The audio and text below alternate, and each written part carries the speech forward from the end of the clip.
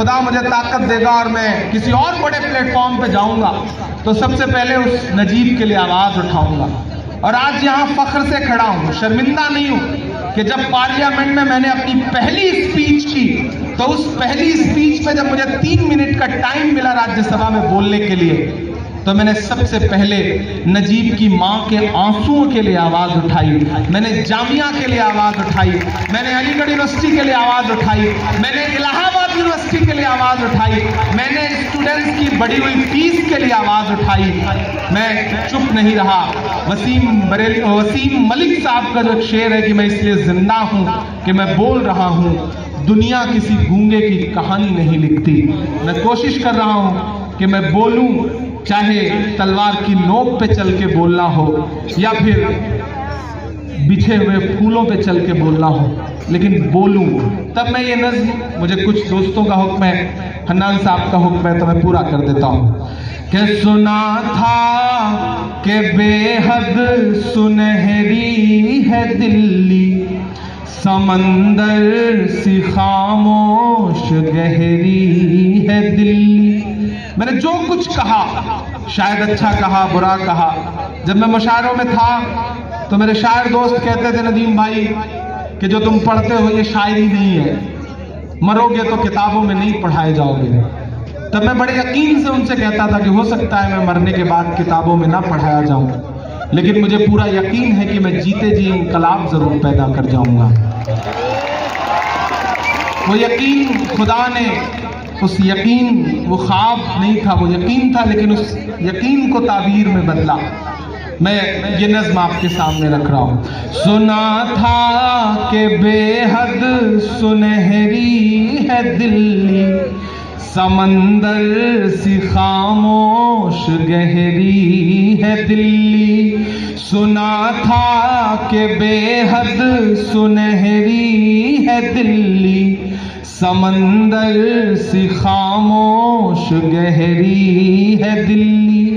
मगर एक माँ की सदा सुन न पाए तो लगता है गूंगी है, बहरी है दिल्ली।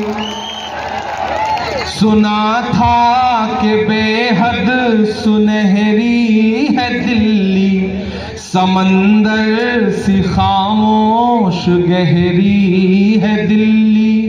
मगर एक माँ की सदा सुन न पाए तो लगता है गूंगी है, बहरी है दिल्ली।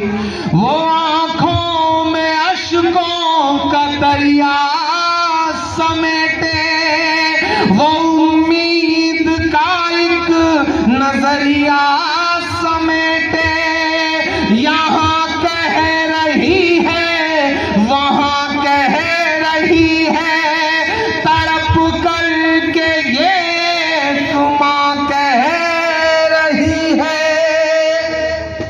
कि नहीं पूछता है कोई हाल मेरा, नहीं पूछता है कोई हाल मेरा। कोई ला के दे मुझे लाल मेरा, कोई ला के दे मुझे लाल मेरा, कोई ला के दे मुझे लाल मेरा। जाते जाते मैं चाह रहा हूं कि मैं उनके लिए एक संजीदा सा माहौल बना करके जाऊं, क्योंकि हम एक बहुत बड़े शायर को इसके बाद सुनेंगे।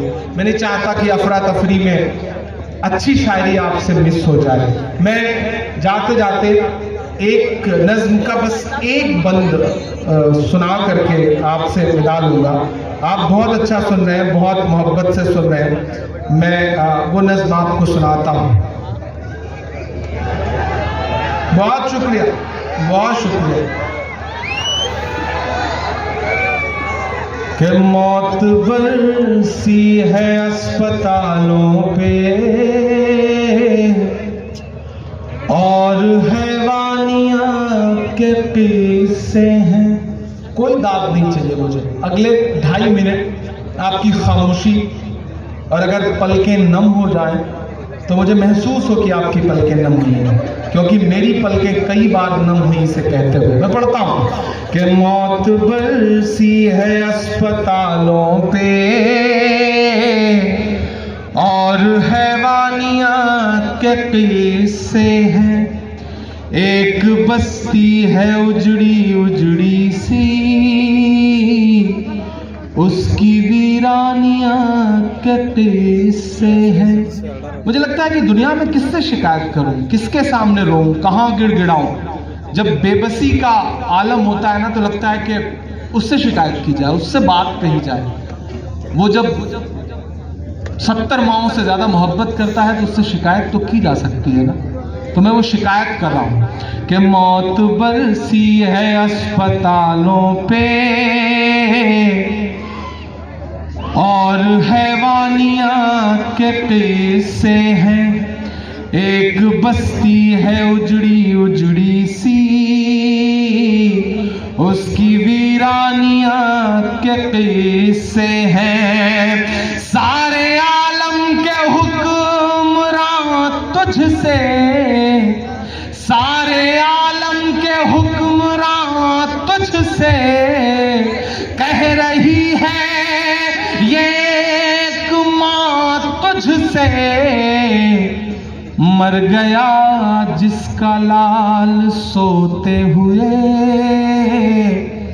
ऐ खुदा जुल्म तेरे होते हुए, ऐ खुदा जुल्म तेरे होते हुए, ऐ खुदा जुल्म तेरे होते हुए।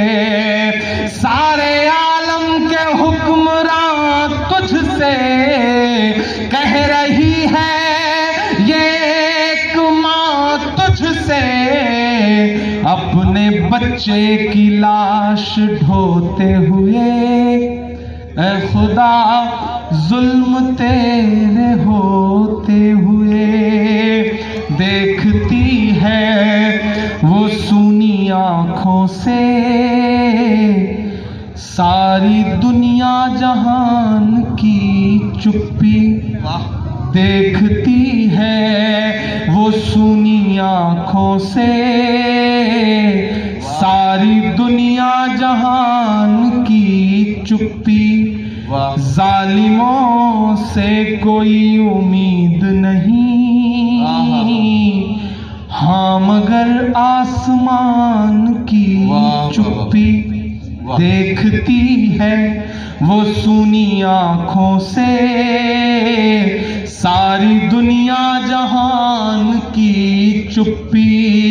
जालिमों से कोई उम्मीद नहीं, हाँ मगर आसमान की चुप्पी। आंसुओं की लड़ी पिरोते हुए मर गया जिसका लाल सोते हुए, कह रही है वो तुझसे रोते हुए, ऐ खुदा जुल्म तेरे